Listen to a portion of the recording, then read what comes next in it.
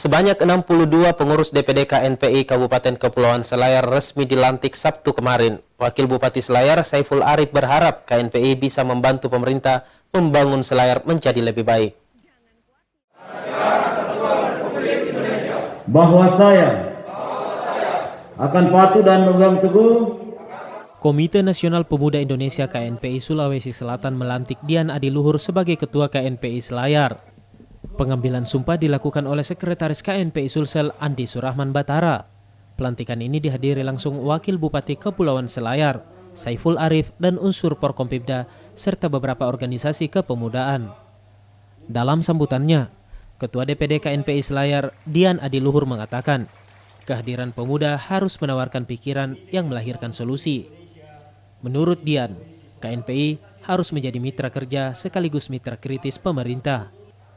Kedepannya KNPI Selayar akan fokus untuk membantu pemerintah dalam menyediakan lapangan kerja dan mendukung program-program yang lain. Sementara Wakil Bupati Kepulauan Selayar, Saiful Arif, mengatakan KNPI sebagai organisasi kepemudaan harus mampu dirasakan keberadaannya oleh pemerintah, terkhusus masyarakat Selayar.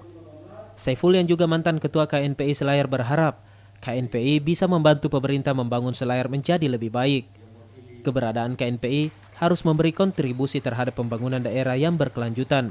Pelantikan KNPI malam ini merasa kami mendapat support tersendiri karena sejumlah program yang dijalankan oleh pemerintah kabupaten bisa diambil sebahagian oleh pemuda sesuai dengan kapasitasnya, karena di pemuda ini di KNPI terhimpun sekian banyak organisasi kepemudaan yang saya kira bisa melakukan sesuai dengan ciri khas masing-masing organisasi ini.